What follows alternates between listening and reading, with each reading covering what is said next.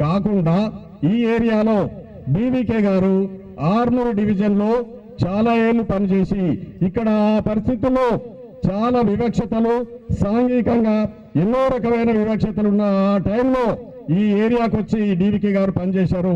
ఆయనతో పాటు నేను కూడా ఇక్కడ స్టూడెంట్ గా ఉన్నప్పటి నుంచి పనిచేశాం కాబట్టి అది నా యొక్క చాలా సన్నిహితంగా పనిచేశాం. మేము కలిసిమెలిసి ఈ ఆర్మూరు దిక్కు నుంచే కాకుండా కిందికి నారనంది, గన్కోల్, పాకాల, పన్నిమడుగు ఆ ఏరియా కింది వరకు కూడా కరీంనగర్ యొక్క అంచు వరకు కూడా కలిసి పనిచేసి అక్కడి నుంచి ప్రజలందరినీ కూడగట్టి ఎన్నో ఇష్యూస్ మీద కుల వివక్షత మరియు బడుగు బలహీన వర్గాల మీద జరుగుతున్నటువంటి అత్యాచారాలు ఇటువంటి అన్ని ప్రాబ్లమ్స్ మీద ఉద్యమాలు జరిపి మరి వాళ్ళందరినీ కూడగట్టినటువంటి డీవీకే గారు ఆర్మూరు చరిత్రలో ఒక పెద్ద హిస్టరీ ఒకటి ఏంటంటే ఒక ఆకలి యాత్రను తయారు చేసి అక్కడి నుంచి తీసుకొచ్చి ప్రజలందరినీ జాన్కంపేటలో ఒక ఫస్ట్ స్టేజ్ గా రాత్రిలో పడుకోబెట్టి నెక్స్ట్ డే ఆర్మూరులో ఒక పెద్ద మీటింగ్, ఆ హిస్టరీలో అదే పెద్ద మీటింగ్ ఇప్పటికీ దాని రికార్డు ఎవరు చెడగొట్టలేదు అనుకుంటాను. అది ఇప్పటికీ ఆ రికార్డులో ఉంది. ఆ కాలంలో మేమందరం కలిసి పనిచేశాం. డీవీకే గారు చెప్పినట్టు మాకు ప్రథమ గురువు పాలిటిక్స్ లో మేమందరం స్టూడెంట్స్ గా ఉన్నప్పుడు అన్ని రకాలుగా తయారు చేస్తూ రాజకీయ క్లాసెస్, పొలిటికల్ క్లాసెస్ నడిపిస్తూ వాటన్నిటిని ప్రజలను కూడగట్టడానికి ఏ రకంగా స్టూడెంట్స్ అయితేనేమి యువతనైతేనేమి మనం కూడగట్టాలనే ఉద్దేశంతో సాంఘిక కార్యక్రమాలు మరియు గేమ్స్ కండక్ట్ చేయడము, ఊరూర్లో అందరినీ పిలిచి కూర్చోబెట్టి రాజకీయ క్లాసెస్ నడిపించడం అనేది ఆయనకొక్కడికే చెల్లుతుంది. ఆ రకమైన అరేంజ్మెంట్స్ ఉద్యమ నిర్మాణంలో అదొక పెద్ద మొదటి వాడు మా ఏరియాలో. ఇంకో అంతకంటే ముందు ఎంతో మంది వేరే కుల సంఘాలు, తర్వాత దళిత సంఘాలు, అంబేద్కర్ సంఘాలు ఈ ఏరియాలో చాలా పనిచేశాయి. కానీ వాటన్నిటిని కలుపుకొని ఒక రకమైన షేప్, దానికి ఒక నిర్మాణము, ఒక రూపురేఖలిచ్చి మంచి లైన్లోకి తీసుకొచ్చిన వాడు డీవీకే. ఇప్పటి వరకు మీకు అందరికీ డీవీకేగా తెలుసు, కానీ నాకు ఒక కొత్త పేరుతో తెలుసు. ఇక్కడున్న వాళ్లకు, ఆ కాలంలో ఉన్న వాళ్ళందరికీ తెలిసి ఉండాలా, అది రవిగా తెలుసు. ఈ ఏరియాలో పాతకాలం ఉన్నటువంటి నా ఫ్రెండ్స్ ఎవరైనా ఇక్కడ ఉంటే, ఆ కాలం ఆ ఏజ్ వాళ్ళు ఉంటే వాళ్ళందరికీ తెలుసు డీవీకే గారి మొదటి పేరు రవి ఈ ఏరియాలో.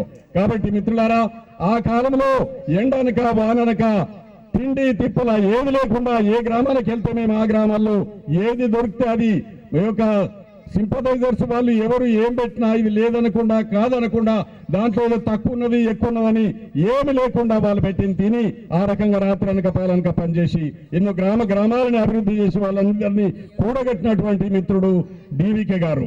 ఆయనతో ఈ ఏరియా నుంచి మళ్ళీ నేను ఉస్మానియా ఇంజనీరింగ్ కాలేజీకి వెళ్ళిపోయాను. కాబట్టి ఉస్మానియా ఇంజనీరింగ్ కాలేజీలో చదువుతున్నప్పుడు విద్యార్థులు ఒక ప్రాబ్లమ్స్ టేకప్ చేసి మేమంతా పనిచేసినప్పుడు పీడిఎస్యూ కంటే ముందు ఒక గ్రూప్ గా ఒక ప్రగతిశీల విద్యార్థి ఉద్యమాలు నడిపించినటువంటి కామ్రేడ్ జార్జ్ రెడ్డి, మేమందరం కలిసి జార్జ్ రెడ్డి, సిరిల్ రెడ్డి మరియు అక్కడ అప్పుడు జంపాల చంద్రశేఖర ప్రసాద్, తమ్మినేని భరద్వాజ ఇటువంటి మా అందరం కలిసి ఒక ప్రజాస్వామిక విద్యార్థి ఉద్యమాన్ని మేము నడుపుతున్న కాలంలో, ఆ కాలంలో 1972 ఏప్రిల్ 14వ తేదీ కామ్రేడ్ జార్జ్ రెడ్డి హత్యగాల్పబడ్డ తర్వాత మరి ఈ యొక్క ఉద్యమాన్ని ఉధృతం చేసి డీవీకే గారు మాకు స్టూడెంట్స్ కు మరి ఇక్కడ ఉన్న పాలిటిక్స్ కు అన్నిటికీ ఒక మధ్యవర్తిగా ఇచ్చేసి మేము ఆ పార్టీని మనం ఉస్మానియా యూనివర్సిటీకి దింపడంలో నన్ను ఉపయోగించుకొని నేను దానికి కీలకంగా ప్రధాన పాత్ర వహించి డీవీకే గారితో పనిచేసి ఎన్ఆర్ గారి ద్వారా కూడా నేను పనిచేసిన అదృష్టం నాకు కలిగింది. ఆ రకంగా చేసి 1974 అక్టోబర్ 12, 13వ తేదీల్లో పీడిఎస్ స్థాపించడంలో మేము మొదటి వాళ్ళం అప్పుడు స్థాపించాము. వీటన్నిటినీ నడిపించిన driving force behind the scene DVK garu. కాబట్టి ఆయన లేకపోవడం మాకెంతో లోపము.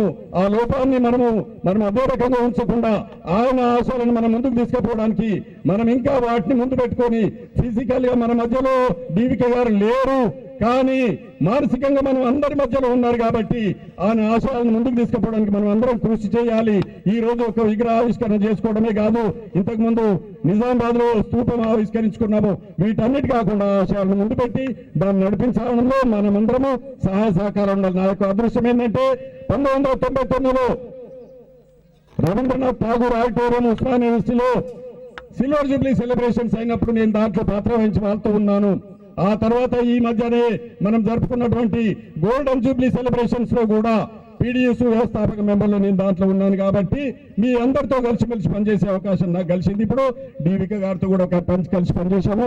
అప్పుడు ఒక్క పాలిటిక్స్ అంటే కాకుండా మిగతా విద్యార్థి వాళ్ళందరినీ కలిసి స్పీచ్ చేయడానికి సాంఘిక కార్యక్రమాలు మరియు కల్చరల్ యూనిట్ లో మా యొక్క గురువు గారు కానూరు వెంకటేశ్వర తాతను మాకందరికీ చేసి ఆయన ద్వారా మమ్మల్ని అందరినీ ఆ కల్చరల్ ప్రోగ్రామ్ లో కూడా మమ్మల్ని ముందు నడిపించాడు. అటువంటి డివికే గారిని ఎన్నటికీ మరవలేము.